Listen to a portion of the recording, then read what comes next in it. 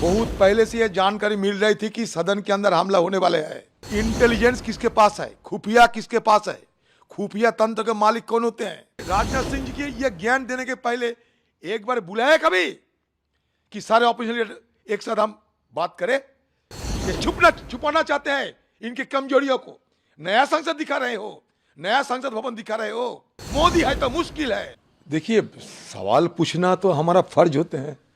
इसको अगर राजनीति करना और राजनीति करते हैं, ये दोषारोप करने का मतलब ये होते हैं कि आम लोगों की निगाहों भटकाने के लिए सारे सरकार जुटी हुई है।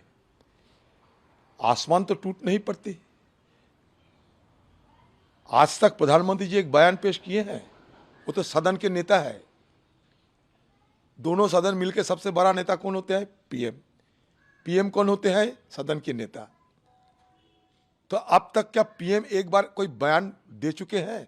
तो गृह मंत्री अमित शाह जी कम से कम पीएम साहब को तो सिखाइए कि क्या सदन की नियम कानून नियम क्या होते हैं, क्या सदन में एक नेता की क्या रवैया होना चाहिए। कम से कम पीएम साहब को तो एक बयान आना चाहिए था। दूसरा बात, बहुत पहले से यह जानकारी मिल रही थी कि सदन के अंदर हमला होने वाले है।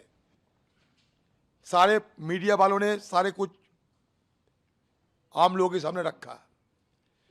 तो इंटेलिजेंस किसके पास है, खुफिया किसके पास है, खुफिया तंत्र के मालिक कौन होते हैं?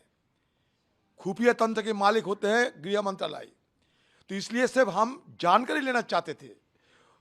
अगर उस दिन सदन के हमारे सारे एमपीज ने ये हमला रुकी थी, इसलिए सदन के अंदर रहते हुए मैं सराहना किए थे।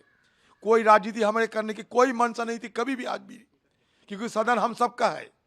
लेकिन जिस लोगों के जिम्मेवारी होते हैं उनको तो हम पूछेंगे कि भाई क्या हुआ।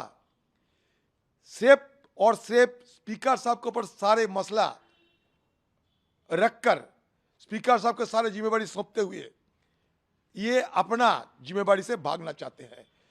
आसमान नहीं टूट पड़ते अगर सदन के अंदर आके हमारे गृह मंत्री एक बयान देते और दो चार सवाल हमारे तरफ से अगर रहते तो उसका जवाब देने से कि आसमान टूट पड़ते। वो तो इतने बड़े मुखिया है सरकार की, खुफिया तंत्र उनके पास है। ये डीजी, आज पेपर में देखिए, डीजी दिल्ली के पुलिस ऑफिसरों ने पहले ही सूचना कर दिए थे कि शीतकालीन अधिवेशन छत्र जब होंगे उसके पहले और सतर्कता और सावधानी बरतने की जरूरत है। ये दिल्ली पुलिस वालों ने डायरेक्शन दिए थे। तो दिल्ली पुलिस किसके पास होते हैं? स्पीकर साहब के पास, ये गृह मंत्रालय के पास। हाँ, सदन में डेपुटेशन में लाए जाते हैं, मानता हूं मैं, लेकिन असलियत जिम्मेवारी किसके पास है? मैं आपके घर में किसी को भेजा, लेकिन जिसको भेजा वो तो मेरा ही एम्प्लॉय है। तो आखिरकार मेरा जिम्मेवारी नहीं होता क्या मैं जिसको भेजा सही ढंग से काम किए या नहीं? तो दोनों का ही है। स्पीकर तो मंत्री नहीं। ये सिर्फ गोलमोल जवाब देते हुए असलियत को छुपाना चाहते हैं। ये सरकार की ये मंशा की हम खिलाफत करते हैं और कुछ नहीं। सदन सबका है, ये मान के उस दिन हमारा बयान देखो। सदन के अंदर हम सरकार के पास खड़े रहते थे। उस दिन 2 बजे की हमारा बयान देखो। ऑल पार्टी मीटिंग में हमारा बयान देखो।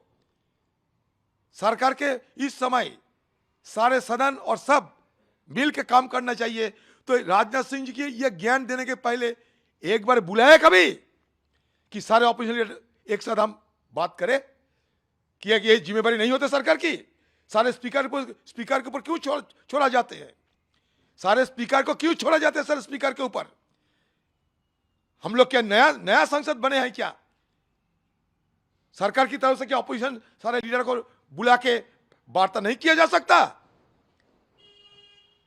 ये छुपाना चाहते हैं इनकी कमजोरियों को। नया संसद दिखा रहे हो, नया संसद भवन दिखा रहे हो। मोदी है तो मुश्किल है।